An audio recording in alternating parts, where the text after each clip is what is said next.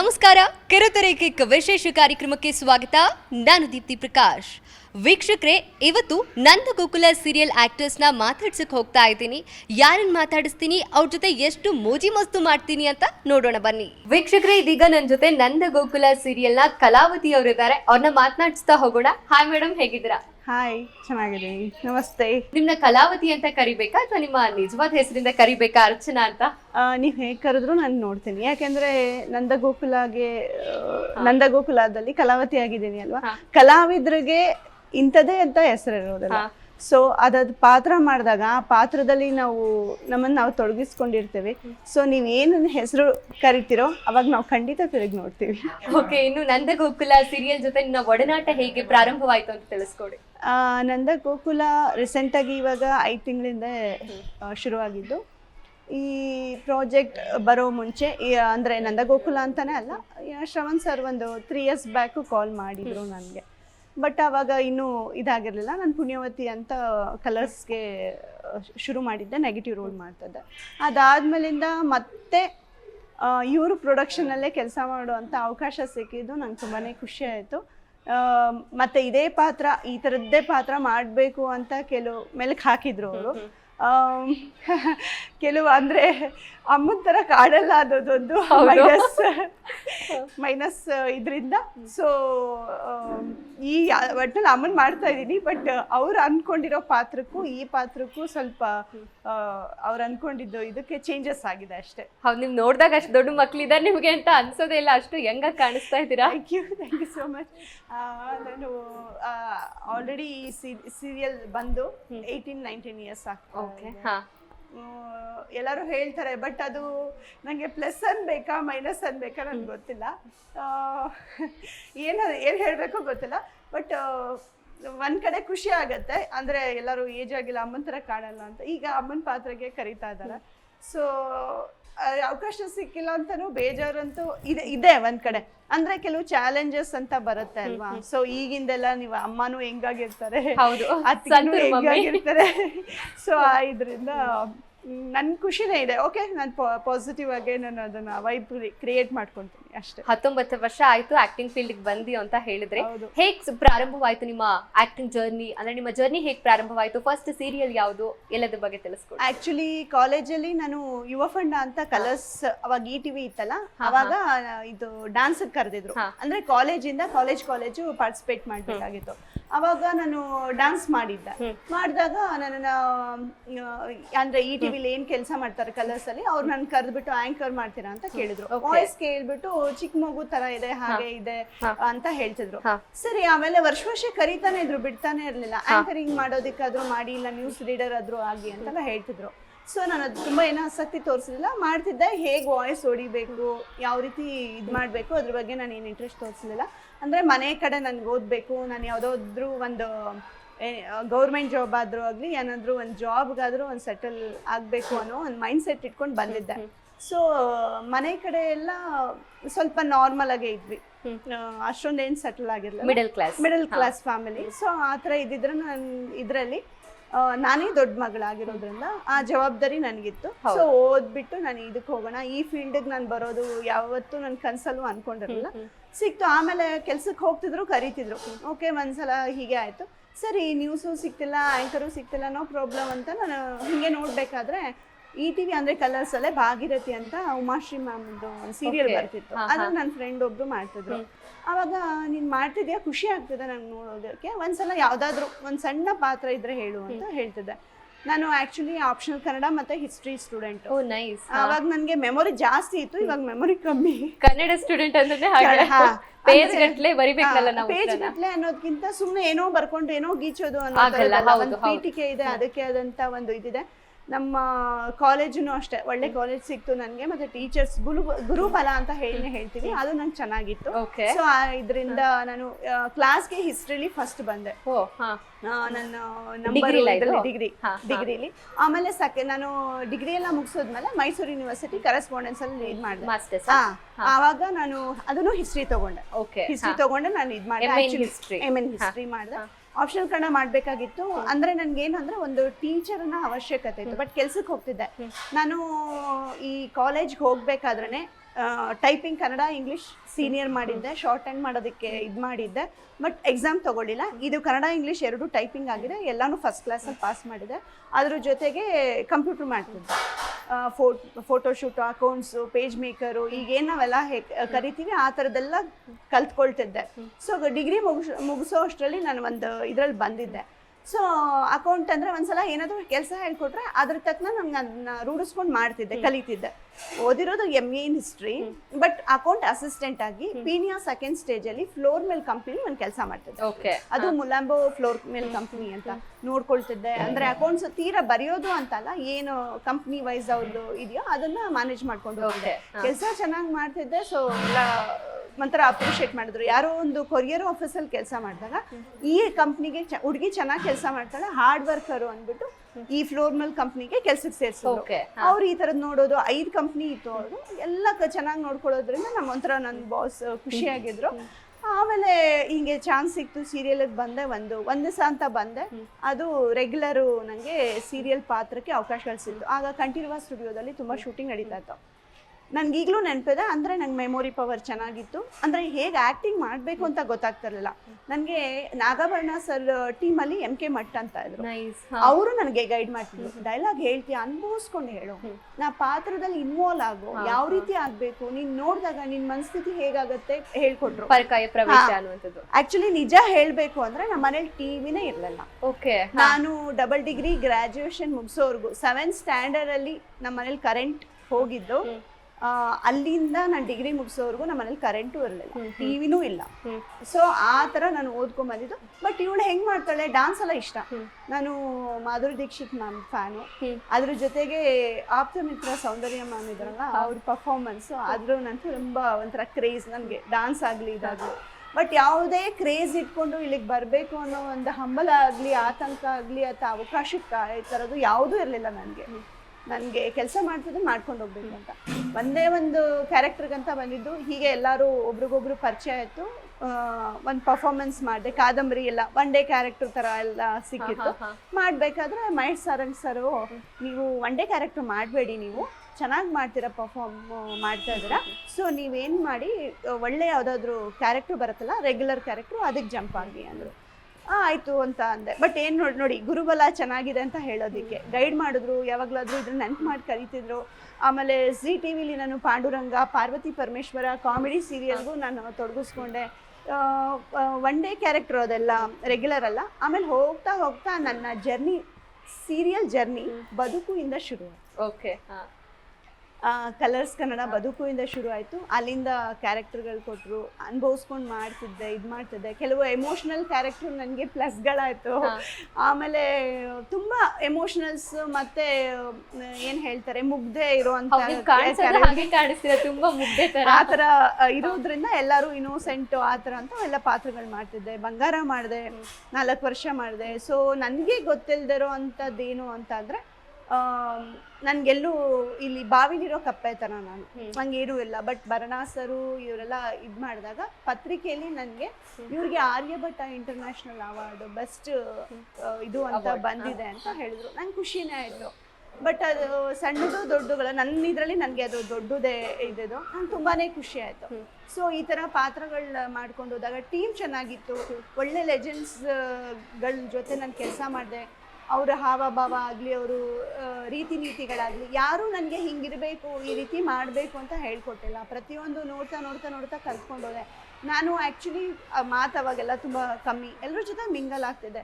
ಇವತ್ತವರೆಗೂ ನನಗೆ ಎಲ್ಲೂ ಯಾರೂ ಶತ್ರುಗಳಿಲ್ಲ, ಯಾರ ಜೊತೆ ಕಿತ್ತಾಡಕ್ಕೆ ಹೋಗಲ್ಲ. ಮತ್ತು ಏನಾದರೂ ಅಂದರು, ಈಗ ಇತ್ತೀಚೆಗೆ ಏನಾದರೂ ಕೆಲವೊಂದೆಲ್ಲ ಆದರೂ ತುಂಬ ಸೈಲೆಂಟ್ ಆಗಿಬಿಡ್ತೀನಿ. ಕೆಲವೊಂದ್ಸಲ ಅಳು ಬರುತ್ತೆ. ಬಟ್ ಓಕೆ, ಎಲ್ಲ ಹೇಳ್ತಾರೆ, ಮೇಡಮ್ ನೀವು ಸೀನಿಯರು, ನಿಮ್ಮ ಪಾಡಿಗೆ ನೀವಿರಿ ಅಂತ ಹೇಳ್ತಾರೆ, ಏನೂ ಹೇಳಕ್ಕೆ ಹೋಗ್ಬಿಡಿ ಅಂತ. ಹೌದಲ್ವಾ, ಓಕೆ, ಒಳ್ಳೆಯದೇ ಹೇಳಬಾರ್ದು. ಈಗಿನ ಬರೋರು ಇದಕ್ಕೆ ಆ ಕೆಲವು ಅನುಭವಗಳಾಗತ್ತೆ. ಸೊ ನಾನು ಸೈಲೆಂಟ್ ಆಗಿರ್ಬಿಡ್ತೀನಿ. ನನ್ನ ಕಾನ್ಸಂಟ್ರೇಟ್ ಏನಿದ್ರು ಎಕ್ಸ್ಪೀರಿಯನ್ಸ್ ಮಾಡ್ಕೊಂಡು ಅವ್ರು ಅದರಿಂದ ತಿಳ್ಕೊಳ್ಳಿ ಅಷ್ಟೇ. ಆಮೇಲೆ ಅವ್ರವರು ಇದು ನಾನೇನು ಹೇಳ್ಕೊಡಕ್ಕೆ ಹೋಗಲ್ಲ. ಬಟ್ ನಾನೇ ಕಲಿಯೋದು ಇನ್ನೂ ತುಂಬ ಇದೆ. ಎಷ್ಟೇ ಇದು ಮಾಡಿದ್ರು ನನಗೆ ಕಲಿಕೆ ಇದೆ. ಡೈರೆಕ್ಟ್ರು ಏನು ಹೇಳ್ತಾರೆ, ಏನು ಮೂಮೆಂಟ್ಸ್ ಕೊಡ್ತಾರೆ, ನೆಕ್ಸ್ಟ್ ನಾನು ಏನು ಮಾಡಬೇಕು, ಇದ್ರ ಬಗ್ಗೆ ನನ್ನ ಜರ್ನಿ ತಲೆಯಲ್ಲಿ ಇರುತ್ತೆ ಹೊತ್ತು ನಾನು ಯಾವ ಬೇರೆ ಇದ್ರನ್ನ ತಲೆಯಲ್ಲಿ ಹೋಗ್ತಿರಲ್ಲ. ಸೊ ಆ ಇದರಿಂದ ನನ್ಗೆಲ್ಲೂ ನನ್ಗೇನು ಕಹಿ ಅನುಭವ ಇಂಡಸ್ಟ್ರಿಗೆ ಬಂದು ಆಗಿದೆ ಅಂತ ಖಂಡಿತ ಇಲ್ಲ. 19 ವರ್ಷದಿಂದ ಈ ಫೀಲ್ಡ್ ಅಲ್ಲಿ ಇದ್ದೀರಾ, ಸಾಕಷ್ಟು ಪಾತ್ರಗಳನ್ನೇ ಮಾಡಿದೀರಾ ಅಂತ ಹೇಳ್ಬೋದು. ನಿಮ್ಮ ಫೇವ್ರೆಟ್ ಪಾತ್ರ ಯಾವ್ದು? ಮೇಡಮ್, ಕಲಾವಿದರಿಗೆ ಫೇವ್ರೆಟ್ ಪಾತ್ರ ಅಂತ ಇರೋದಿಲ್ಲ. ಯಾಕೆ ಅಂದ್ರೆ ಒಬ್ರು ನಂಬ್ಕೊಂಡು ಇಂಥ ಪಾತ್ರ ಮಾಡ್ಬೋದು ಅಥವಾ ಸೂಟ್ ಆಗ್ತಾರೆ ಅಂತ ನಮ್ಮನ್ನು ಕರೆದಾಗ ಪ್ರತಿಯೊಂದು ಪಾತ್ರಕ್ಕೂ ಜೀವ ತುಂಬಬೇಕಾಗತ್ತೆ. ಇವಾಗ ಮನೇಲಿ 10 ಮಕ್ಕಳಿದ್ರು ತಾಯಿ ಎಲ್ಲ ಮಕ್ಕಳಿಗೂ ಒಂದೇ ತರ ನೋಡ್ಬೇಕಾಗುತ್ತೆ. ಸೊ ಯಾವುದೇ ಭೇದ ಭಾವ ತೋರ್ಸಕ್ಕಾಗಲ್ಲ. ಹಾಗೆ ಕಲಾವಿದೆಯಾಗಿ ಯಾವುದೇ ಪಾತ್ರ ಇದು ದೊಡ್ಡದು ಇದು ಚಿಕ್ಕದು ಇಲ್ಲ, ಬರಲ್ಲ. ಇವಾಗ ಒಂದ್ ಕಲಾವಿದೆ ಆಗಿ ನಾನು ಗುಡಿಸ್ಬೇಕು, ನಾನು ಗುಡಿಸ್ತೀನಿ, ಆ ಪಾತ್ರ ನನ್ ದೊಡ್ಡದೆ. ನಾವ್ ಯಾವ ಪಾತ್ರ ಮಾಡ್ತೀವಿ ಆದ್ರೂ ನಾವ್ ಹೀರೋಯಿನ್ ಆಗ್ಬೇಕಷ್ಟೆ. ಆ ಪಾತ್ರಕ್ಕೆ ಹೀರೋಯಿನ್ ಪಾತ್ರ ಅಥವಾ ಜೀವ ತುಂಬೋ ಶಕ್ತಿ ಒಬ್ಬ ಕಲಾವಿದೆಗಿದೆ. ಅದು ಕೊಟ್ಟಿರೋದು ದೇವ್ರು. ಸೊ ಇಂಥ ಪಾತ್ರನೇ ಮಾಡಬೇಕು ಅನ್ನೋದಕ್ಕಿಂತ ಕೊಟ್ಟಿರೋ ಪಾತ್ರದಲ್ಲಿ ಜೀವ ತುಂಬಿ ಹೊಸ ಕಳೆ ಬರುತ್ತಲ್ಲ, ಅದು ನಿಜವಾದ ಕಲಾವಿದೆ ಅಂತ ಅನ್ಸ್ಕೊಳತ್ತೆ. ತುಂಬ ಇಷ್ಟ ಅನ್ನೋದಕ್ಕಿಂತ ಜನ ಹತ್ತಿರವಾಗಿ ನನ್ನನ್ನು ನೋಡಿದಂಥ ಪಾತ್ರ ಮತ್ತು ನನಗೆ ನನ್ನ ಒಳಗಿರುವಂತಹ ಒಂದು ಕಲೆ ಹೊರಗೆ ಹಾಕೋದಕ್ಕೆ ಅವಕಾಶ ಕೊಟ್ಟಂಥ ಪಾತ್ರ ಅಂದರೆ ಬಂಗಾರದ ಸೇವಂತಿ. ಆಲ್ಮೋಸ್ಟ್ ಸೆಕೆಂಡ್ ಹೀರೋಯಿನ್ ಆಗಿ ಲೀಡ್ ಕ್ಯಾರೆಕ್ಟರ್ ಮಾಡ್ಕೊಂಡು ಬಂದೆ ಇದು ಸೀರಿಯಲ್ಗಳಲ್ಲಿ. ಆ ಪಾತ್ರ ಜನಕ್ಕೆ ಟ್ರೆಡಿಷನಲ್ ಕ್ಯಾರೆಕ್ಟರ್ ಅಂತ ಏನು ಹೇಳ್ತೀವಿ, ಲಂಗ ದಾವಣಿ ಉಟ್ಕೊಂಡು ಉದ್ದ ಜಡೆ ಹೂ ಮುಟ್ಕೊಂಡು ಕಾಲೇಜಿಗೆ ಹೋಗೋದು ಬರೋದು, ಅಪ್ಪ ಅಮ್ಮನ ಗೆರೆ ದಾಟದೆ ಇರೋದು, ಅದೇ ರೀತಿ ಅವರು ಏನು ಪಾತ್ರ ಇದೆ ನನ್ನ ಮುಖಕ್ಕೆ ಅಥವಾ ನನ್ನ ಏನು ಹಾವಭಾವಕ್ಕೆ ಅದು ತುಂಬಾ ಒಗ್ಗಿರುವಂತ ಪಾತ್ರವಾಗಿತ್ತು. ಇದು ಬಿಟ್ರೆ ಅದಕ್ಕೆ ನನಗೆ ಆರ್ಯಭಟ ಇಂಟರ್ನ್ಯಾಷನಲ್ ಅವಾರ್ಡ್ ಅಂತ ಬಂದಿದ್ದು. ನನಗೆ ಖುಷಿ ಆಯಿತು. ಬಟ್ ಯಾವುದೇ ನನಗೆ ಒಂಥರ ಬಾವಿಲಿರೋ ಕಪ್ಪೆ ಥರ ಯಾವ್ದು ಪರಿಚಯ ಇಲ್ಲ, ಈಗಲೂ ಅಷ್ಟೇ ಅಷ್ಟೊಂದೆಲ್ಲ ನನಗೆ ಏನು ಲಿಂಕ್ ಇಲ್ಲ. ಬಟ್ ಆ ಪಾತ್ರ ಈ ಥರ ಬಂತು ಅಂತ ನನಗೆ ಸಿಕ್ಕಿದ್ದು ತುಂಬಾ ಖುಷಿ ಆಯಿತು. ಅದು ಬಿಟ್ಟರೆ ನನಗೆ ಇನ್ನೊಂದು ಈ ಟ್ರೆಡಿಷ್ನಲ್ಲು ಅಥವಾ ಮುಗ್ದೆ ಏನು ಇನೋಸೆಂಟ್ ಅಂತ ನಾವು ಹೇಳ್ತೀವಿ, ಇದನ್ನೆಲ್ಲ ಹೊರಗೆ ಹಾಕಿ ಹೊಸ ರೂಪ ತಂದು ಕೊಟ್ಟಿದ್ದ ಪಾತ್ರ ಅವನು ಮತ್ತೆ ಶ್ರಾವಣಿಯ ನೆಗೆಟಿವ್ ರೋಲ್. ಈ ಹುಡುಗಿ ಇದನ್ನ ಮಾಡಬಲ್ಲಳ, ಇವಳು ನಿಜವಾಗ್ಲೂ ನೆಗೆಟಿವ್ ಮಾಡ್ತಾಳಾ ಇದ್ಯಾ ಅನ್ನೋದನ್ನ ನನ್ನ ರವಿಗರಣಿ ಸರ್ ಟೀಮಿಂದ ಹೊರಗೆ ಬಂದಿದ್ದು. ಶಾಕ್ ಆಗ್ಬಿಟ್ಟು ಅಂದ್ರೆ ಕೆಲವೊಂದು ಪಾತ್ರದಲ್ಲಿ ನಾನು ನೆಗೆಟಿವ್ ಅಂದ್ರೆ ರೀಪ್ಲೇಸ್ ಆಗಿದ್ರು, ನಾನು 3ನೇ ರೀಪ್ಲೇಸ್ ಆಗಿ ಬಂಗಾರಕ್ಕೆ ಬಂದ, ನಂಗೆ ಅವಾರ್ಡ್ ಸಿಕ್ತು, ಖುಷಿ ಆಯ್ತು. ಅದೇ ರೀತಿ ಅವನು ಮತ್ತೆ ಶ್ರಾವಣಿ ಪಾತ್ರ ನಾನು 3ನೇ ಒಳಾಗಿ ಅಥವಾ 2ನೇ ಒಳ ಏನೋ ಅನ್ಸುತ್ತೆ ಕಲಾವಿದ್ರದ್ದು ಏನೋ ಒಂದು ಇದರಲ್ಲಿ, ಬಟ್ ನಾನು ಆ ಪಾತ್ರನ ಮಾಡ್ಕೊಂಡು ಬಂದೆ. ಅದು ನನಗೆ ಒಳ್ಳೆ ಹೆಸರು ತಂದುಕೊಡ್ತು. ಅಂದರೆ ಒಂಥರ ಇಂಡಸ್ಟ್ರಿ ನನ್ನನ್ನು ವೆಸ್ಟರ್ನ್ ಲುಕ್, ನ್ಯೂ ಲುಕ್ಕಲ್ಲಿ ನೋಡಿದ್ದು ನಂಗೆ ತುಂಬಾ ಖುಷಿ ಆಯಿತು. ನೋಡಿ, ಇವಾಗ ಹೇಳ್ತೀವಲ್ಲ, ಈ ಪಾತ್ರ ಇವ್ರು ಮಾಡ್ತಾಳೆ, ಖಂಡಿತ ಮಾಡಬಲ್ಲಳು ಅಂತ ರವಿಗರಣಿ ಸರ್ ಆ್ಯಸ್ ಎ ಡೈರೆಕ್ಟರ್ ಆಗಿ, ಒಬ್ಬರು ಪ್ರೊಡ್ಯೂಸರ್ ಆಗಿ ನನ್ನ ಮೇಲೆ ನಂಬಿಕೆ ಇಟ್ಟಾಗ ನನಗೆ ಗೊತ್ತಿಲ್ಲ, ನಾನು ಆ ಪಾತ್ರನ ಮಾಡಿದೆ. ಜನ ತುಂಬ ಇಷ್ಟಪಟ್ಟರು. ನನಗೂ ಒಂಥರ ಖುಷಿ ಕೊಟ್ಟಂಥ ಪಾತ್ರ ಅದು. ಈಗಲೂ ನೆನ್ಪು ಮಾಡ್ಕೊಳ್ತೀನಿ. ಪ್ರತಿ ಒಂದು ಪಾತ್ರ ಆ ಥರ ಚಾಲೆಂಜಿಂಗ್ ಕ್ಯಾರೆಕ್ಟರ್ ನಂಗೆ ಸಿಗಬೇಕು ಅನ್ನೋದು ನನಗೆ ಇವಾಗಲೂ ಆಸೆ ಅಥವಾ ತವಕ ಇದೆ, ಖಂಡಿತ ಇದೆ. ಆಕ್ಟಿಂಗ್ ಫೀಲ್ಡಿಗೆ ಬಂದಿಲ್ಲ ಅಂತ ಹೇಳಿದ್ರೆ, ಅಂದ್ರೆ ಬಂದಿರ್ಲಿಲ್ಲ ಅಂತ ಹೇಳಿದ್ರೆ ಯಾವ ಫೀಲ್ಡಿಗೆ ಹೋಗ್ತಿದ್ರಿ, ಏನಾಗಿರ್ತಿದ್ರಿ? ಖಂಡಿತ ನಿಜವಾಗ್ಲೂ ನನಗೆ ಗೊತ್ತಿಲ್ಲ. ಬಟ್ ನಾನು ಫ್ಲೋರ್ ಮಿಲ್ ಕಂಪ್ನಿಲಿ ಅಕೌಂಟ್ ಅಸಿಸ್ಟೆಂಟ್ ಆಗಿ ವರ್ಕ್ ಮಾಡ್ತಿದ್ದೆ. ಹೇಳಿದ್ರಿ, ಈ ತರ ವರ್ಕ್ ಮಾಡ್ತಿದ್ದೆ ನಾನು. ಸೊ ಏನಾಗ್ತಿದ್ನೋ ಗೊತ್ತಿಲ್ಲ, ಅದೇ ಕಂಪ್ನಿಲಿ ಇರ್ತಿದ್ದೆ. ಬಟ್ ಒಂದು ವಿಷಯ ಹೇಳಲೇಬೇಕು, ನಾನು ಕೆಲಸ ಮಾಡೋ ರೀತಿ ನೋಡ್ಬಿಟ್ಟು ನಮ್ಮ ಬಾಸ್ ಹೇಳಿದ್ರು, ಅಕಸ್ಮಾತ್ ನಿಮ್ಗೆ ಅಲ್ಲಿ ಅಡ್ಜಸ್ಟ್ ಆಗಿಲ್ಲ ಅಂದ್ರೆ ನಮ್ಮ ಆಫೀಸ್ ಯಾವಾಗ್ಲೂ ನಿಮ್ಗೆ ತೆರೆದಿರುತ್ತೆ.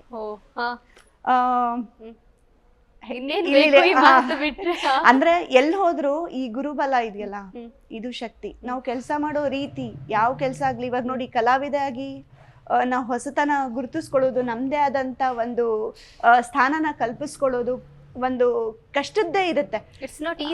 ತುಂಬಾ ಈಸಿ ಅಲ್ಲ. ಇವಾಗ ಹೊಸದಾಗಿ ಅಥವಾ ಸಿಕ್ಕಿರೋ ಪಾತ್ರಗಳನ್ನ ಬರೋರ್ಗೆ ಇವ್ರು ಹೀರೋಯಿನ್ನು ಅಂತ ಮಾಡ್ಬಿಡ್ತಾರೆ, ಹೊಸದಾಗಿ ಸಿಕ್ಕಿರುತ್ತೆ. ಬಟ್ ಅದನ್ನ ಅವ್ರು ಹೇಗೆ ಉಪಯೋಗಿಸ್ಕೊಳ್ತಾರೆ ಅಥವಾ ಅದನ್ನ ಹೇಗೆ ರೂಢಿಸ್ಕೊಳ್ತಾರೆ ಅಥವಾ ಹೇಗೆ ಜೋಪಾನವಾಗಿ ಕಾಡ್ಪಾಡ್ಕೊಳ್ತಾರೆ ಅನ್ನೋದು ಇಂಪಾರ್ಟೆಂಟ್ ಆಗುತ್ತೆ.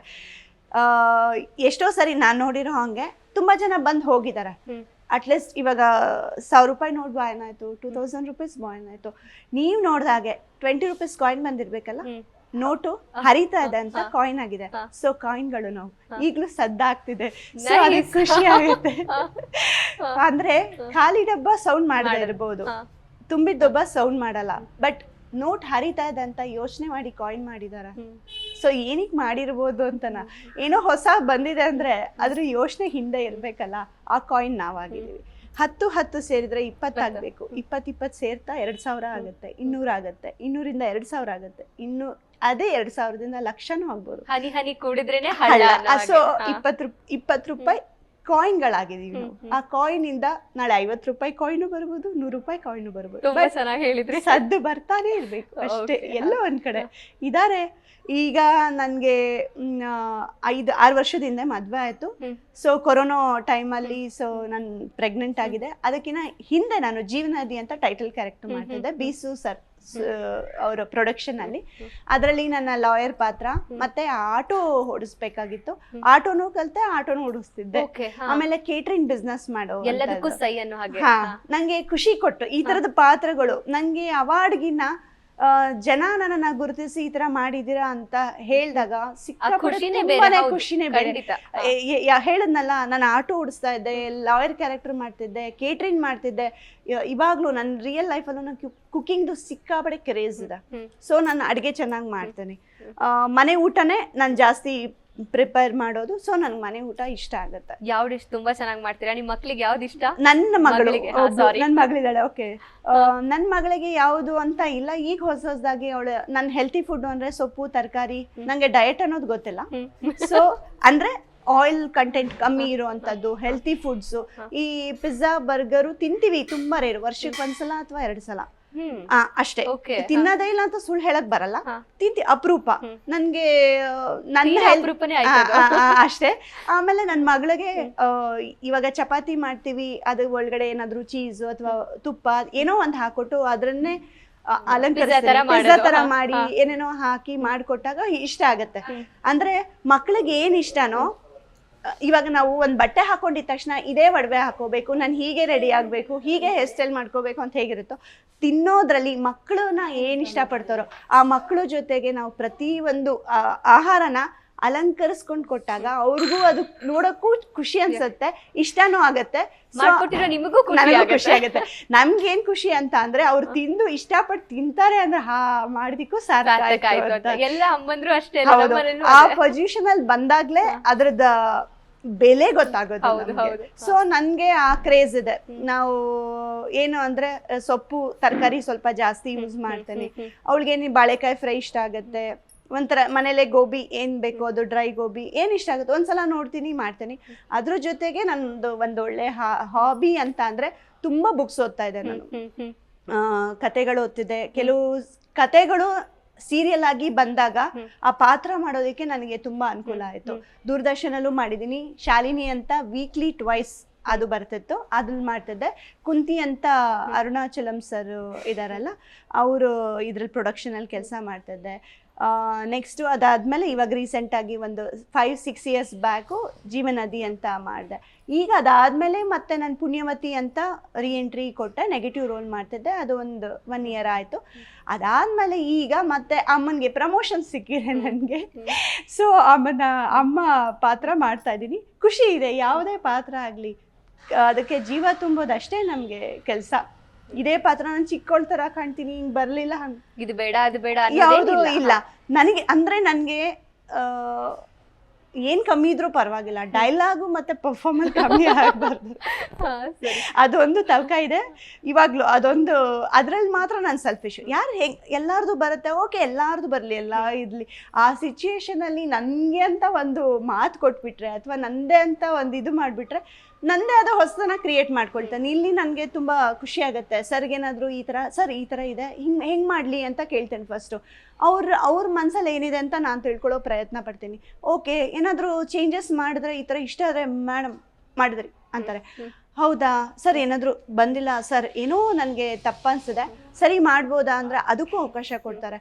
ಸೊ ಅಂದ್ರೆ ನಾನು ಸಪೋರ್ಟಿವ್ ಅಂದ್ರೆ ನಾನು ನಡೆದು ಬಂದ ದಾರಿಲಿ ಮತ್ತೆ ಅದು ಹಸ್ರಾಗೆ ಇದೆ ಹೊತ್ತು ಎಲ್ಲೂ ಒಣಗಿಲ್ಲ ನನ್ಗೆ. ಅಂದ್ರೆ ಗುರು ದೈವ ಎರಡೂ ನನ್ನ ಜೊತೆಗಿರೋದ್ರಿಂದ ನನ್ಗಿಲ್ಲೇನು ಆತರ ಬೇಜಾರ ತರ ಆಗಿಲ್ಲ. ನೀವು ಮಾತಾಡೋದ್ ನೋಡಿದ್ರೇನೆ ಹೆಚ್ಚಾಗಿ ಪುಸ್ತಕ ಓದ್ತೀರಾ ಅಂತ ಗೊತ್ತಾಗುತ್ತೆ, ಅಷ್ಟು ಸರಾಗವಾಗಿ ಚೆನ್ನಾಗಿ ಕನ್ನಡ ಮಾತಾಡ್ತಿದ್ರ. ನಾನು ಓದಿದ್ದು ಎಲ್ಲ ನಾನು ಹುಟ್ಟಿದ್ದು ಬೆಳೆದಿದ್ದು ಇಲ್ಲೇ, ಮತ್ತೆ ನಾನು ಕನ್ನಡ ಮೀಡಿಯಮೇ ಓದಿದ್ದು. ಬೆಂಗಳೂರೇನಾ? ಬೆಂಗಳೂರೇ. ನನ್ಗೆ ಇಂಗ್ಲಿಷು ಅಷ್ಟೊಂದು ಫ್ಲೂಯೆನ್ಸ್ ಆಗಿ ಬರಲ್ಲ, ಮಾತಾಡ್ತೀನಿ. ನನ್ನ ಮಗಳಿಗೆ ಇವಾಗ ಸ್ವಲ್ಪ ಹೇಳ್ಕೊಳ್ಳೋ ಮಟ್ಟಕ್ಕೆ ಬಂದಿರೋದ್ರಿಂದ ಅವಳಿಂದ ನಾನು ಇಂಗ್ಲಿಷ್ ಕಲಿತಾ ಇದ್ದೀನಿ. ನನ್ಗೆ ಯಾವುದೇ ರೀತಿ ಅವಮಾನ ಇಲ್ಲ. ಸೊ ಯಾಕೆ ಅವಮಾನ ಅಂದ್ರೆ, ನನಗೆ ಇಲ್ಲಿ ಉಸಿರಾಡೋ ಗಾಳಿ, ತಿನ್ನೋಕೆ ಅನ್ನ, ಕುಡಿಯೋಕೆ ನೀರು, ಅದ್ರ ಜೊತೆಗೆ ಜೀವನ ಮಾಡಕ್ಕೆ ನನ್ನನ್ನು ನಾನು ಗುರುತಿಸ್ಕೊಳ್ಳೋದಕ್ಕೆ ಅವಕಾಶ ಕೊಟ್ಟಿರೋದು ಇಲ್ಲಿ ಕನ್ನಡ. ಸೊ ಇದರಿಂದ ಆ ಪ್ರೀತಿ ಇದೆ. ಯಾವಾಗ್ಲೂ ಮದ್ವೆ ಆಗಿ ಗಂಡನ ಮನೆಗೆ ಹೋದ್ರು ತಾಯಿನ ಮರಿತೀರಾ? ಅವ್ರ ಮನೆ ಇರುತ್ತಲ್ಲ. ಸೊ ಇದು ನನ್ಗೆ ತಾಯಿನೇ. ಎಷ್ಟೇ ನೀವ್ ಎಲ್ಲಿಂದ ಎಷ್ಟೇ ಅತ್ತೆ ಪ್ರೀತಿ ಕೊಡ್ಲಿ, ಚಿಕ್ಕಮ್ಮ ಪ್ರೀತಿ ಕೊಡ್ಲಿ, ತಾಯಿನೇ. ಸೊ ಇದು ನನ್ನ ತಾಯಿ ಆಗ್ಬಿಟ್ಟಿದೆ. ಸೊ ತಾಯಿನ ನಾನು ಯಾವತ್ತೂ ಬಿಟ್ಕೊಡಲ್ಲ. ಅದ್ರಲ್ಲಿ ನಾನು ಎಮೋಷ್ನಲ್ ಆಗಿದ್ದೀನಿ, ಬಟ್ ನಾನು ತುಂಬಾ ಖುಷಿ ಆಗಿದ್ದೀನಿ. ಇರೋದ್ರಲ್ಲಿ ನನಗೆ ತೃಪ್ತಿ ಆಗಿದ್ದೀನಿ ಅಷ್ಟೇ. ಸಿಕ್ಕಾಪಟ್ಟೆ ಬುಕ್ಸ್ ಓದ್ತಿದ್ರಿ, ಇವಾಗ ಓದ್ತೀರಾ ಅಂತ ಹೇಳಿದ್ರಿ. ನಮ್ಮ ಪುಸ್ತಕ ಪ್ರಿಯರಿಗೆ ಒಂದು ಬುಕ್ ಯಾವ್ದಾದ್ರು ರೆಫರ್ ಮಾಡೋದಾದ್ರೆ ನಿಮ್ಗೆ ಯಾವ್ದ್ರಲ್ಲಿ ಇಂಟ್ರೆಸ್ಟ್ ಇದೆ? ಏನು ಸ್ಟಾರ್ಟಿಂಗ್ ಎಲ್ಲ ಓದಕ್ ಸ್ಟಾರ್ಟ್ ಮಾಡಿದ್ರೆ ಬುಕ್ಸ್ ಕಡೆ ಒಲವು ಬರ್ಬೇಕಂತ ಹೇಳಿದ್ರೆ ಯಾವ ಬುಕ್ಸ್? ಈಗಿನ ಜನರೇಷನ್ ಅಭಿರುಚಿಗಳೇ ಬೇರೆ ಇರೋದ್ರಿಂದ ಹೀಗೆ ಅಂತ ಪರ್ಟಿಕ್ಯುಲರ್ ಆಗಿ ಹೇಳಕ್ಕಾಗಲ್ಲ. ನಿಮ್ಗೆ ಇವಾಗ ಕುಕಿಂಗ್ ಕ್ರೇಜ್ ಇರ್ಬೋದು, ಓದ್ತಾ ಇರಿ. ಓದ್ತಾ ಬೇರೆ ಏನೋ ಇಷ್ಟ ಆಗ್ಬೋದು, ಅಥವಾ ನಿಮ್ಗೆ ಏನಾದ್ರು ಜೋಕ್ಸ್ ಇಷ್ಟ ಆಗ್ಬೋದು, ಕತೆ ಇಷ್ಟ ಆಗ್ಬೋದು, ಕಾದಂಬರಿ ಇಷ್ಟ ಆಗ್ಬೋದು, ಅಥವಾ ಏನಾದ್ರು ಕವನ ಇಷ್ಟ ಆಗ್ಬೋದು, ಅಥವಾ ಏನಾದ್ರು ಪತ್ತೇದಾರಿ ಕಾದಂಬರಿಗಳು ಇಷ್ಟ ಆಗ್ಬೋದು, ಅಥವಾ ಏನಾದ್ರು ಒಂದು ಸಸ್ಪೆನ್ಸ್ ಇಷ್ಟ ಆಗ್ಬೋದು, ಅಥವಾ ಹಾರರ್ ಇಷ್ಟ ಆಗ್ಬೋದು. ನಿಮ್ಗೆ ಯಾವ್ದು ಇಷ್ಟನೋ ಅದಕ್ಕೆ. ಇವಾಗ ಮೇಡಮ್ ಟೈಲರಿಂಗ್ ಅಂತ ಹೇಳ್ತಿದ್ರು ಅಲ್ವಾ, ಅದನ್ನ ಪಾಲಿಶ್ ಮಾಡ್ಬಿಟ್ಟು ಬೊಟಿಕ್ ಅಂತ ಮಾಡಿದ್ದಾರೆ. ಹೌದು. ಸೊ ಹೇಗೆ ನಾವು ಅಲಂಕರಿಸಿದೀವಿ ಗೊತ್ತಾ? ಟೈಲರ್ ಅನ್ನೋದನ್ನ ಬೊಟಿಕ್ ಅಷ್ಟೇ. ನಮ್ಮನ್ನ ನಾವು ನಮ್ಮ ಮನಸಂತೋಷ, ನಾವು ತಿನ್ನೋದನ್ನ ಹೇಗೆ ಆಸೆ ಪಡ್ತೀವಿ, ಪ್ರತಿಯೊಂದು ನಾವು ಹೇಗೆ ಮಾಡ್ತೀವಿ ಅದನ್ನ ನಾವು ಅಲಂಕರಿಸಿ ನಮ್ಮ ಸಂತೋಷನ ಅದರಲ್ಲಿ ರೂಢಿಸ್ಕೊಂಡು ಮಾಡೋದ್ರಿಂದ ನಾವು ಖುಷಿಯಾಗಿರ್ತೀವಿ ಅಂತ ನನ್ನ ಅಭಿಪ್ರಾಯ. 19 ವರ್ಷದ ಹಿಂದೆ ನಿಮ್ ಫ್ಯಾಮಿಲಿ ಸಪೋರ್ಟ್ ಹೇಗಿತ್ತು? ನಾನು ಹಿಂಗ್ ಹೋಗ್ತೀನಿ, ಆಕ್ಟಿಂಗಿಗೆ ಹೋಗ್ತೀನಿ ಅಂತ ಹೇಳಿದಾಗ ಓಕೆ ಹೋಗು ಅಂತ ಕಳ್ಸಿದ್ರ? ಅಥವಾ ಯಾಕಂದ್ರೆ ನೀವು MA ಇನ್ ಹಿಸ್ಟ್ರಿ ಮಾಡಿದ್ರ, ಇಲ್ಲ ನೀವು ಟೀಚಿಂಗ್ ಫೀಲ್ಡಿಗೆ ಹೋಗ್ಬೇಕು, ಇಲ್ಲ ಇಂಜಿನಿಯರ್ ಅಂದ್ರೆ ಒಳ್ಳೆ ಹುದ್ದೆಗೆ ಹೋಗಬೇಕು, ಆ ರೀತಿ ಏನಾದ್ರು ಆಸೆ ಪಟ್ಟಿದ್ರ? ಇಲ್ಲ, ನಾನು ಸ್ಕೂಲ್ಗಳಲ್ಲಿ ತುಂಬಾ ವಾದ ಮಾಡ್ತಿದ್ದೆ. ಇಲ್ಲ ಹಿಂಗಲ್ಲ, ಇದೇ ತರ ಅಂತ. ನೀನ್ ಲಾಯರ್ ಆಗು ಅಂತ ಎಲ್ಲ ಹೇಳ್ತಿದ್ರು. ಮತ್ತೆ ನನ್ಗೆ ತಂದೆ ಇರ್ಲಿಲ್ಲ, ನನ್ನ ತಾಯಿ. ಆಕ್ಚುಲಿ ನಾನು ಸ್ಕೂಲ್ ಫೀಸ್ ಕಟ್ಟಿಲ್ಲ, ಗೌರ್ಮೆಂಟ್ ಸ್ಕೂಲಲ್ಲಿ ಸ್ಕಾಲರ್ಶಿಪ್ ಇಂದ ಓದಿರೋದು. ಚೆನ್ನಾಗಿ ಓದ್ತಾಳೆ ಅಂತ. ಬಟ್ ಅವಾಗ ಟೀಚರ್ಸ್ ಎಲ್ಲ 10th 7th ಈ ತರ ಓದಿರುವಂತ ಟೀಚರ್ಸ್ ಇದ್ದಿದ್ರಿಂದ ಇಂಗ್ಲಿಷ್ದು ಸ್ವಲ್ಪ ತುಂಬಾನೇ ಅವಾಗ ನಿಜವಾಗ್ಲೂ ಪ್ರಾಬ್ಲಮ್ ಇತ್ತು. ಅದರಿಂದ ನನಗೆ ಟಚ್ ಇದಾಗ್ಲಿಲ್ಲ. ಆಮೇಲೆ ಹೋಗ್ತಾ ಈಗ ಒಂಚೂರು ನಾವು ವಾಟ್ಸಪ್ ಯೂಸ್ ಮಾಡ್ತೀವಿ, ನಾವು ಯಾವುದನ್ನ ಉಪಯೋಗಿಸ್ತೀವಿ ಅದನ್ನ ಮಿಸ್ಯೂಸ್ ಅಥವಾ ಯೂಸ್ ಹೇಗೆ ಮಾಡ್ಕೊಳ್ಳೋದ್ರ ಮೇಲೆ ನಾನು ಸ್ವಲ್ಪ ಇಂಗ್ಲೀಷ್ನ ಕಲಿಕೆನ ಮಾಡ್ಕೊಳ್ತಾ ಇದ್ದೀನಿ. ನಮ್ಮ ತಾಯಿ ಸಪೋರ್ಟು ಭಯ ಇತ್ತು. ಎಲ್ಲ ತಾಯಂದರಿಗೆ ಒಂದು ಹೆಜ್ಜೆ ಇಟ್ಟಾಗ ಖಂಡಿತ ಎಲ್ಲರಿಗೂ ಭಯ ಇರುತ್ತೆ. ನನ್ನ ತಾಯಿಗೆ ಭಯ ಇತ್ತು. ನಮ್ಮ ತಂದೆ ಕಡೆ ಫ್ಯಾಮಿಲಿ ಮಾತ್ರ ಸಪೋರ್ಟ್ ಇರಲಿಲ್ಲ. ಕೆಲವೊಂದ್ಸಲ ಅವರಿಂದ ನಾನು ಎಷ್ಟು ಅವಕಾಶಗಳನ್ನ ಕಳ್ಕೊಂಡಿದ್ದೀನಿ ಅಂತ ಹೇಳ್ಬೋದು. ಮೇಡಮ್, ಬೇರೆಯವರ ಅಭಿಪ್ರಾಯ, ಅನಿಸಿಕೆ ಅಥವಾ ಅವರ ಇಷ್ಟದಂತೆ ಬದುಕಿದ್ರೆ ಜೀವನ ಅಲ್ಲ. ಈಗ ನಾನು ಕಂಡುಕೊಂಡಿರೋದು ನನ್ನ ಸ್ವಂತ ಅನುಭವ ಆಗಿರೋದು. 4 ಜನ ಮಾತಾಡಿದ್ದಾರೆ ಮೇಡಮ್, ತುಂಬಾ ಮಾತಾಡಿದ್ದಾರೆ. ನಾನೆಲ್ಲ ಕಷ್ಟಪಟ್ಟೆ ಬಂದಿರೋದು. ಯಾರಿಗೂ ಎಂತೆಂಥ ದೇವರುಗಳಿಗೆ ಕೆಟ್ಟ ಹೆಸರು ಇರೋದು ನಮ್ಗೇನು ಇಲ್ದಿರೋದನ್ನು ಹೊಸದಲ್ಲ. ಇವಾಗ ಹೇಳ್ತಾರೆ ಒಳ್ಳೆ ಮರಕ್ಕೆ ಹಣ್ಣು ಇದ್ದಾಗ ಕಲ್ಲು ಹೊಡಿತಾರೆ ಅಂತ. ಸೊ ಆ ಕಲ್ಲುಗಳನ್ನೆಲ್ಲ ನಾನು ಕೆಳಗಡೆ ಹಾಕೊಂಡು ತುಳ್ಕೊಂಡು ಬೆಳೆದಿದ್ದೀನಿ. ಹೇಗೆ ತುಳ್ಕೊಂಡು ಬೆಳೆದಿದ್ದೀನಿ, ಮುಳ್ಳು ಇರ್ಬೋದು, ಕಲ್ಲಿರ್ಬೋದು, ನನ್ನನ್ನು ಅದನ್ನು ಹೇಗೆ ತೊಗೊಂಡಿರ್ಬೋದು ಗೊತ್ತಾ? ಇವಾಗೆಲ್ಲೋ ಒಂದು ಮಾಲ್ಗೆ ಹೋಗ್ತಾರಾ, ಅಲ್ಲಿ ನಿಮಗೆ ಇದು ಏನು ಪಾದದ ಏನಾದರೂ ಮಸಾಜ್ ಅಂತ ಮಾಡ್ತಾರೆ. ಹೇಗೆ ಮಾಡ್ತಾರೆ? ಪೆಡಿಕ್ಯೂರ್ ಮಾಡ್ತಾರೆ. ಅಥವಾ ನೀವು ಬೇರೆ ಎಲ್ಲಾದರೂ ಹೋದರೆ ಕಲ್ಲಿಂದ ನಾವು ನಿಂತ್ಕೊಳ್ಳೋದು, ಮಣ್ಣಲ್ಲಿ ಅಥವಾ ಕಲ್ಲಲ್ಲಿ ಯಾವ ರೀತಿ ಇದು ಮಾಡ್ತಾರೆ, ಅದೇ ರೀತಿ ಅವ್ರು ಹಾಕಿದ್ದು ಕಲ್ಲು ಅಥವಾ ಮುಳ್ಳುಗಳನ್ನ ನಾನು ಅದನ್ನ ನನ್ನ ಮಸಾಜ್ ಅಥವಾ ನನ್ನ ಬಾಡಿ ರಿಲ್ಯಾಕ್ಸ್ ಅಂತ ತಗೊಂಡು ಪ್ರತಿ ಒಂದು ಹಂತದಲ್ಲೂ ಮೇಲ್ ಬಂದಿದ್ದೇನೆ ಅಷ್ಟೇ. ನಾನು ಹೇಳೋದಕ್ಕೆ ಇಷ್ಟಪಡ್ತೀನಿ, ನನ್ನ ತಾಯಿ ನಾನಿವತ್ತು ಏನು ಬೆಳೆದಿದ್ದೀನಿ, ನಾನು ಏನು ಧೈರ್ಯವಾಗಿ ಇಲ್ಲಿದ್ದೀನಿ ಅನ್ನೋದಕ್ಕೆ ಕಾರಣ ನನ್ನ ಅಮ್ಮ ಇಲ್ಲ ಅಂದರೆ ನಾನು ಏನೂ ಇಲ್ಲ, ನಾನು ಝೀರೋ. ಈ ಮಾತು, ಧೈರ್ಯ, ಛಲ ಮತ್ತೆ ನನ್ನ ಮೇಲೆ ನನ್ನ ನಂಬಿಕೆ ಇಷ್ಟು ಕೊಟ್ಟಿದ್ದು ನನ್ನಮ್ಮ. ತಾಳ್ಮೆ ಹೇಳ್ತಾ ಇದ್ರು, ಅದನ್ನ ಜೊತೆಗೆ ರೂಪಿಸ್ಕೊಳ್ಳೋಕ್ಕೆ ಎಲ್ಲ ಪ್ರತಿ ಹಂತದಲ್ಲೂ ಕೊಟ್ಟಿರೋದು ನನ್ನಮ್ಮ. ಥ್ಯಾಂಕ್ ಗಾಡ್ ನನಗೆ ಮಗಳು ಹುಟ್ಟಿದಾಳೆ ಅಂತ ಹೇಳಕ್ ಇಷ್ಟಪಡ್ತೀನಿ. ಈಗ ಹೊಸದಾಗಿ ನಟನೆಗೆ ಬರೋರಿಗೆ ಏನ್ ಹೇಳ್ತೀರಾ? ಈಗ ನಾನು ಈಗ 1-2 years ಇಂದ ಇರೋದ್ರಿಂದ ಕಲಿಕೆ ನಾವು ಏನ್ ಬಂದಿದೀವಿ ಅದ್ರ ಬಗ್ಗೆ ಇಂಟ್ರೆಸ್ಟ್ ಕೊಡಿ. ಕಲಿಯೋದಕ್ಕೆ ಹಂಬಲ ಈಸಿಯಾಗಿ ಸಿಕ್ಕಿದೆ, ಯಾರಿಗೂ ಸಿಗಲ್ಲ. ನಿಮ್ ಕೈಯಲ್ಲಿ ಡೈಮಂಡ್ ಇದೆ ಅಥವಾ ಮುತ್ತಿದೆ, ಅದನ್ನ ನಾವು ಯಾವ ರೀತಿ ಅಲಂಕರಿಸ್ಕೊಳ್ತೀರಾ ಅಂತ. ಕೈಯಲ್ಲೇ ಹಿಡ್ಕೊಂಡು ಮುತ್ತು ತೋರಿಸ್ತೀರಾ, ಕತ್ತಿಗೆ ಹಾಕೊಳ್ತೀರಾ, ಮುಗ್ತಿ ಮಾಡ್ಕೊಳ್ತೀರಾ, ತಲೆ ಸಿಂಗಾರ ಮಾಡ್ಕೊಳ್ತೀರಾ, ಜಡೆಗೆ ಹಾಕೊಳ್ತೀರಾ, ಕೈ ಬಳೆ ಮಾಡ್ಕೊಳ್ತೀರಾ, ಉಂಗುರ ಮಾಡ್ಕೊಳ್ತೀರಾ, ಯಾವ ರೀತಿ ಸಣ್ಣದಾಗ್ಲಿ ಡೈಮಂಡ್ ಎಲ್ಲಿದ್ರು ಹೊಳೆಯುತ್ತಾನೆ. ಸೊ ಅದು ಉಪಯೋಗಿಸ್ಕೊಳ್ಳೋ ರೀತಿ, ನೀವು ಹೇಗೆ ಅದನ್ನ ರೂಢಿಸ್ಕೊಳ್ತೀರಾ ಅಥವಾ ರೂಪಿಸ್ಕೊಳ್ತೀರಾ, ಬೆಳೆಸ್ಕೊಳ್ತೀರಾ, ಅದನ್ನ ನೀವು ಮಾಡ್ಕೊಳ್ಳಿ. ಫಸ್ಟ್ ಕಲಿಬೇಕಾಗಿರೋದು ಯಾರ್ಯಾರು ಹೇಗಿದೆ ಡಿಸಿಪ್ಲಿನ್, ಮತ್ತೆ ನಾವು ಏನ್ ಕಲಿಕೆ ಬಂದಿದೀವಿ ಅದ್ರ ಬಗ್ಗೆ ಇಂಟ್ರೆಸ್ಟ್, ಹೆಚ್ಚಾಗಿ ತಾಳ್ಮೆ, ಅಷ್ಟು ನಾನು ಹೇಳಕ್ ಇಷ್ಟಪಡೋದು. ಇವಾಗ ಅವರಿದ್ದಾರೆ, ನಾವು ಕಲಿಯೋದು ಎಷ್ಟೊಂದಿದೆ. ಸೊ ಇವಾಗ ಯಾಕೆ ಕಲಿಕೆ ಯಾಕೆ ಇದೆ ಅಂತ ಅಂದ್ರೆ ನೋಡ್ಬೇಕು, ಏನು ಹೇಳ್ಬಾರ್ದು, ನಮ್ಮ ಕೆಲಸ ಮಾಡ್ತೀವಿ. ಡೈಲಿ ಎಲ್ಲದನ್ನು ಅಂದ್ರೆ ಡೈಲಿ ಒಂದೊಂದನ್ನ ಕಲಿತಾ ಹೋಗ್ತಾನೆ ಇರ್ತೀವಿ ಅಂತ, ಸಾಯೋ ತನಕ ಕಲಿಯೋದು ಇದ್ದೇ ಇರುತ್ತೆ. ಹೌದು. ಏನ್ ಕಲಿಕೆ ಅಂದ್ರೆ ಅವ್ರು ಕಲ್ಸ್ಕೊಡೋದು ಏನು ಅಂದ್ರೆ ಏನು ಒಳ್ಳೇದ ಹೇಳಕ್ ಹೋಗ್ಬಾರ್ದು, ಏನು ಇದ್ ಮಾಡ್ಬಾರ್ದು. ಶಾರ್ಟ್ ಟೆಂಪರ್ಗಳು ಇವಾಗ ಎಲ್ಲ ಇದ್ದಾರೆ. ಕೆಲವು ಅನುಭವಗಳಾಗಿದೆ, ನೋಡಿ ತಿಳ್ಕೊಂಡಿದೀವಿ. ಮ್ಯಾಮ್ ನಾವು ಎಷ್ಟು ಸರ್ ಜೊತೆ ಕೆಲಸ ಮಾಡಿದೀವಿ, ಶ್ರೀನಾಥ್ ಅಂಕಲು, ವನಿಯಾ ಮಾಮು, ಮತ್ತೆ ಪದ್ಮಾವಸಂತಿ ಮ್ಯಾಮ್, ನಾಗಾಭರಣ ಸರ್. ಏನಾದ್ರೂ ತಿನ್ಬೇಕಾದ್ರೆ ಶ್ರೀನಾಥ್ ಅಂಕಲ್ ಬಾ ಮಗ್ಲೆ ಕುತ್ಕೋ ಅಂದ್ಬಿಟ್ಟು ಅವರು ಬಡಿಸಿ ಹಾಕೋರು. ಅದು ಯಾವ ಪ್ರೀತಿ ಗೊತ್ತಾ ಮೇಡಮ್? ತಂದೆ ಪ್ರೀತಿ. ನನ್ನ ತಂದೆ ಬೇಗ ಕಳ್ಕೊಂಡೆ, ಬಟ್ ಈ ಫೀಲ್ಡಿಗೆ ಬರೋ ಮುಂಚೆ. ಸೊ ಆ ಪ್ರೀತಿ ಇವತ್ತಿಗೂ ತಂದೆ ಇಲ್ದವ್ರಿಗೆ ಗೊತ್ತು. ಮತ್ತೆ ಎಂತ ನಮ್ಮನ್ನ ಪಕ್ಕದಲ್ಲಿ ಕೂಡ್ಸ್ಕೊಂಡು ಬಡಿಸೋದಾಗ್ಲಿ ಕೊಡೋದಾಗ್ಲಿ ಅವ್ರಿಗೇನು ಇಲ್ಲ. ಇವತ್ತಿಗೂ ಮೆಸೇಜ್ ಮಾಡ್ತಾರೆ ಗುಡ್ ಮಾರ್ನಿಂಗ್ ಅಂತ. ಇವತ್ತಿಗೂ ನಮ್ಮ ಲಿಮಿಟ್ಸ್, ನಮ್ಮ ಏನ್ ಹಾಕೊಂಡಿದೀವಿ ಬೌಂಡ್ರಿ, ಅದನ್ನ ಲಿಮಿಟ್ಸ್ ಆಗಿ ಅದ್ರದ್ದು ಬೆಲೆ ಅರ್ಥ ಮಾಡ್ಕೊಂಡು ಹೋದ್ರೆ ಕೆಲವು ಬಾಂಡಿಂಗ್ ಸ್ಟ್ರಾಂಗ್ ಆಗಿರುತ್ತೆ, ಒಳ್ಳೆ ರೀತಿಲಿ ಇರುತ್ತೆ. ಈಗಿಂದ ಇಲ್ಲಿ ಹೆಚ್ಚಿಗೆ ಸ್ನೇಹ ಅಥವಾ ಗಟ್ಟಿ ಮಾಡ್ಕೊಳ್ಳೋದೆಲ್ಲ ತುಂಬಾ ಕಷ್ಟ ಇದೆ. ನಾವೇನಿದ್ದು ಅವಾಗ ಬಂದಿದ್ದು ಬಾಂಡಿಂಗ್ಸ್, ನನ್ಗೆ ಎಲ್ಲಾರು ಫ್ರೆಂಡ್ಸೇ, ಬಟ್ ಬೆರಳೆಣಿಕೆ ಅಷ್ಟೇ ಮಾತ್ರ ತುಂಬಾ ಕ್ಲೋಸ್, ಹತ್ರ ಹೋಗೇ ಬಾರೆ ಅನ್ನೋ ಫ್ರೆಂಡ್ಸ್ ಅಷ್ಟೇ, ತುಂಬಾ ಹತ್ರ. ನಾನು ಎಲ್ಲೂ ಯಾರ ಜೊತೆ ಜಾಸ್ತಿ ಹೊರಗೋಗೋದಾಗ್ಲಿ ಇರೋದಾಗ್ಲಿ ಆತರ ಇಲ್ಲ, ಇಂಟ್ರೆಸ್ಟ್ ಇಲ್ಲ. ಇನ್ನೊಂದು ಹೇಳ್ತೀನಿ, ನಾನು ಟೈಲರಿಂಗ್ ಅಂತ ಕಲ್ತ್ಕೊಂಡೆ. ಸೊ ಇವಾಗ ನನ್ನ ಕೆಲವು ಮಗಳು ಹುಟ್ಟಿರೋದ್ರಿಂದ ಅವಳಿಗೆ ಡ್ರೆಸ್ಸಸ್ ಹೊಲಿಯೋದು, ನನ್ನ ಬ್ಲೌಸ್ ನಾನು ಹೊಲ್ಕೊಳ್ಳೋದು, ಅದ್ರ ಬಗ್ಗೆ ನಾನು ಇಂಟ್ರೆಸ್ಟ್ ಕೊಡ್ತಿದ್ದೀನಿ. ಸೊ ಅದನ್ನ ಮಾಡ್ತಾ ಇದ್ದೀನಿ ನಾನು. ಎಷ್ಟು ಮುದ್ದಾಗಿ ಸಾಫ್ಟ್ ಆಗಿ ಸ್ಮೂತ್ ಆಗಿ ಮಾತಾಡ್ತಿದ್ರೆ ಮನೇಲಿ ಹೆಂಗೆ ಅಮ್ಮ ಅಂದ್ರೆ ನೀವು ಅಮ್ಮನಾಗಿ ಹೇಗಿರ್ತೀರ ಮಗಳು? ಖಂಡಿತ ಮೇಡಮ್, ನಮ್ಗುನು ಕೆಲವು ಸಲ ದುರ್ಗಾದೇವಿ ಆಗೇ ಆಗ್ತೀವಿ, ಕೆಲವು ಸಲ ಪಾರ್ವತಿ ತರನು ಇರ್ತೀವಿ, ಇಲ್ಲ ಒಂದೊಂದ್ಸಲ ಲೀಲಾಜಲವಾಗಿ ಗಂಗೆನೂ ಆಗಿರ್ತೀವಿ. ಹರಿತಾಳೆ ಗಂಗೆ ಹರಿತಾಳೆ, ನಾವು ಹರಿತಾ ಇರ್ಬೇಕು, ಲೀಲಾಜಲವಾಗಿರ್ಬೇಕು, ತೂಗಿಸ್ಕೋಬೇಕು ಸಂಸಾರನ ಅಂತ ಏನಿಲ್ಲ. ಅಂದ್ರೆ ನಾವು ಕಲ್ತ್ಕೊಳ್ಳೋದು, ನನ್ ಮಗಳು ಇವಾಗ ಅಪ್ಪ ಅಮ್ಮ ಇಬ್ರು ಕೆಲ್ಸಕ್ಕೆ ಹೋದಾಗ ಮಕ್ಳು ಏನ್ ಕೇಳ್ತಾರೆ? ಟೈಮ್. ಓಕೆ, ಅವ್ರ ಜೊತೆ ನಾವು ಟೈಮ್ ಕೊಡ್ಬೇಕು, ಸ್ಪೆಂಡ್ ಮಾಡ್ಬೇಕು. ಹೋಗ್ತೀನಿ, ಏನೇ ಇಷ್ಟ ಇದ್ರು ನೀವು ನಂಬ್ತಿರೋ ಬಿಡ್ತಿರೋ, ಇಲ್ಲಿ ಲೇಟ್ ಆಗುತ್ತೆ, ಹೌದಾ ಮೊದ್ಲೇ ಹೇಳಿದಿರಾ, ಅವಳು ಅಜ್ಜಿ ತಾತ ಜೊತೆ ಇದ್ದಾಳೆ, ಆ ಒಡನಾಟ ಇದೆ, ಅಜ್ಜಿ ತಾತ ನೋಡ್ಕೊಳ್ತಾರೆ, ಏನೂ ತೊಂದರೆ ಇಲ್ಲ. ಎಲ್ಲಾ ನೋಡ್ಕೊಂಡ್ರು ಅಮ್ಮ ಬೇಕು, ನಾನಿಲ್ದೆ ಅವಳು ಮಲ್ಗಲ್ಲ. ಅಮ್ಮ ನನ್ ಮೊನ್ನೆ ಮಡಿಕೇರಿ ಶೂಟಿಂಗ್ ಹೋಗಿದ್ದಾಗ 2 ಗಂಟೆ ರಾತ್ರಿವರೆಗೂ ಹತ್ತು, ಬೆಳಗ್ಗೆ ಸ್ವಲ್ಪ ಜ್ವರ ಬಂದ್ಬಿಟ್ಟಿದೆ. ಆಮೇಲೆ ಈಗ ಹೋದ್ರೆ ಬರ್ತೀಯ ಅಲ್ವಮ್ಮ ಸಂಜೆ, ನನ್ಗೆ ನನ್ ಇಷ್ಟ ಅಲ್ವಾ ನಿನ್ಗೆ, ಅಯ್ಯೋ ಅಂತಾಳೆ. ಅಂದ್ರೆ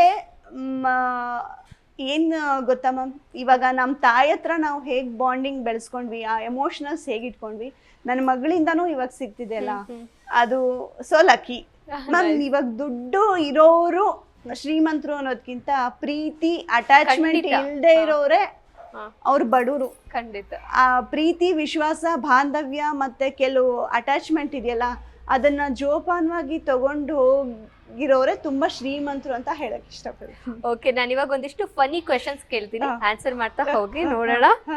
ಹಾ, ಇದ್ರ ಜೀವ ಇಲ್ಲ, ಬಟ್ ಜೀವ ಇಲ್ಲ ಅಂತ ಹೇಳಿದ್ರು 24 ಗಂಟೆನೂ ಇದು ಚಲಿಸ್ತಾನೆ ಇರುತ್ತೆ. ಏನು? ಗಾಳಿ. ಗಾಳಿ. ಗಾಳಿ ಅಲ್ಲ. ಚಲಿಸ್ತಾ ಇರೋದು ಅಂತ ಅಂದ್ರೆ ನೀರು. ಮೂವ್ ಆಗ್ತಾ ಇರತ್ತೆ ಅಂತ ಅನ್ಕೊಳ್ಳಿ. ನೀರು. ಹಾ, ನೀವ್ ಹೇಳದ್ ನೋಡಿದ್ರೆ ಹೌದಲ್ವಾ, ಇದೆಲ್ಲ ಉತ್ತರ ಆಗತ್ತಲ್ವಾ ಅಂತ ನಂಗೆ. ಗಡಿಯಾರ. ಗಡಿಯಾರ. ನಾನೇ ಆನ್ಸರ್ ಹೇಳ್ಬಿಟ್ಟೆ. ಓಕೆ, ಬಾ ಅಂದ್ರೆ ಬರಲ್ಲ, ಹೋಗು ಅಂದ್ರೆ ಹೋಗಲ್ಲ. ಸಮಯ. ಏನ್ ನೀವ್ ಈ ತರ ನೋಡಿ, ಇದೆಲ್ಲ ಉತ್ತರಗಳು ಐ ಮೀನ್ ಟ್ಯಾಲಿ ಆಗುತ್ತೆ, ಬಟ್ ಅದೇ ನನ್ನ ಉತ್ತರ ಬೇರೆ, ನಾನ್ ಎಕ್ಸ್ಪೆಕ್ಟ್ ಮಾಡ್ತಿರೋ ಉತ್ತರ ಬೇರೆ. ನೋಡೋಣ, ಯೋಚನೆ ಮಾಡಿ ಹೇಳಿ ನೋಡೋಣ. ಇವಾಗ ಬಾ ಅಂದ್ರೆ ಬರೋದು, ಬಂದಿರೋ ಸಮಯನ ಅದು ಬರ್ಬೇಕಾಗಿತ್ತು ಅಂತ ಯೋಚನೆ ಮಾಡಕ್ಕೆ ಸಮಯ ಬರಲ್ಲ. ಹೋಗೋ ಅಂತ ಈ ಸಮಯ ಹೋಗ್ಲಿ ಅಂದ್ರೆ ಅಲ್ಲಿ ಟೈಮ್ಗೆ ಹೋಗೋದು, ಸೊ ಸಮಯ ಆಗತ್ತೆ. ನೈಸ್ ಅಪ್ಪ, ಯಾರು ಕೊಟ್ಟಿರ್ಲಿಲ್ಲ ನನಗೆ. ಇರ್ಬೋದು ನಮ್ ಗೆಸ್, ನಿಮ್ಮ ಗೆಸ್ ಅಲ್ಲಿ ಹೇಳಿ. ಮಳೆ. ಅದು ಹೌದು ಅಲ್ವಾ? ಓಕೆ, ಡೈಲಿ 3 ಟೈಮು ಟೀ ಕುಡಿಯೋರ್ನ ಏನಂತ ಕರಿತೀರಾ? ನಾನು ಕುಡಿಯಲ್ಲ, ಕುಡಿಯೋದು ಒಂದೊತ್ತು, ಸೊ ಅದ್ರಿಂದ ಗೊತ್ತಿಲ್ಲ. ಈ ತರ ಉತ್ತರಗಳನ್ನ ನಾನು ಪ್ರಶ್ನೆ ಕೇಳಿದಾಗ ಯಾರು ಗೊತ್ತಿಲ್ಲ. ಫನ್ನಿ ಅಲ್ವಾ ಮೇಡಮ್? ನಾನಂತೂ ಕುಡಿಯಲ್ಲ ಮೇಡಮ್, ಕುಡಿಯೋರ್ನೇ ಹೋಗಿ ಕೇಳ್ಬೇಕು. ಮೂರ್ತಿ. ಮೂಲೆಯಲ್ಲಿ ಹೋಗಿ ಅಂಗಿ ಬಿಸಾಕಿದ್ರೆ ಏನಾಗುತ್ತೆ? ಮೂಲಂಗಿ ಆಗತ್ತೆ. Yes, very nice. Okay, sweet lovers ಎಲ್ಲ ಒಂದ್ ಕಡೆ ಸೇರ್ಕೊಂಡು ಸ್ಟ್ರೈಕ್ ಮಾಡ್ತಾ ಇರ್ತಾರೆ ಅಂತ ಅನ್ಕೊಳ್ಳಿ. ಅವ್ರು ಯಾವ ಸ್ಲೋಗನ್ ನ ಯೂಸ್ ಮಾಡಬಹುದು? ಅಷ್ಟೊಂದು ಫನಿಯಾಗಿಲ್ಲ ಅನ್ಸುತ್ತೆ ಉತ್ತರ, ಬಟ್ ಸ್ಟಿಲ್ ಅವರು ಸ್ವೀಟ್ ಆಗೇ ಇರ್ತಾರಲ್ಲ ಮೇಡಮ್, ಅವ್ರು ಏನ್ ಮಾಡಿದ್ರು ಅದು ಸ್ವೀಟ್ ಆಗೇ ಬರುತ್ತಲ್ಲ. ಬಲವಿದೆ ಅಂತ ಒಬ್ಬಟ್ಟಿರಲಿ ಬಲವಿದೆ. ಓಕೆ, ಹಾ, ಯಂಗ್ ಪೀಪಲ್ಗೆ ಅಂದ್ರೆ ಯುವಕ ಯುವತಿಯರಿಗಾಗಿರ್ಬಹುದು, ಚಿಕ್ಕ ಮಕ್ಳಿಗೂ ಆಗಿರಬಹುದು, ಆಂಟಿ ಅಂಕಲ್ ಇಲ್ಲ ಅಜ್ಜ ಅಜ್ಜಿಂದ್ರಿಗೂ ಸಿಕ್ಕಾಪಟ್ಟೆ ಫೇವ್ರೆಟ್ ಬುಕ್.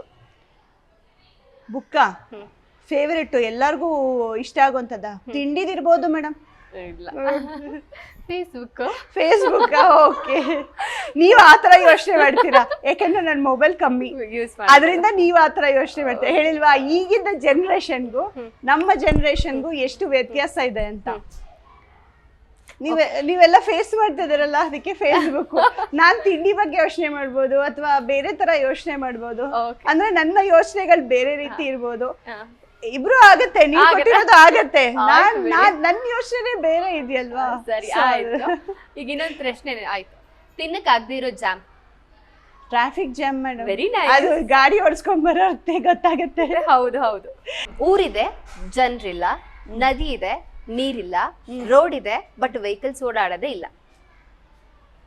ಇವಾಗ ನೀವು ಉತ್ತರ ಕೊಡ್ತೀರಾ ಅನ್ಸ್ತಿದೆ ನಂಗೆ. ಇಲ್ಲ ಮೇಡಮ್, ಥಿಂಕ್ ಮಾಡಿ, ಇದಕ್ಕೆ ನಂಗೆ ಉತ್ತರ ಬೇಕು. ಊರಿದೆ, ಜನ ಇಲ್ಲ, ರಸ್ತೆ ಇದೆ, ಗಾಡಿಗಳು ಓಡಾಡಕ್ ಸಾಧ್ಯನೇ ಇಲ್ಲ, ಹತ್ರದಲ್ಲೇ ಇದೀವಿ,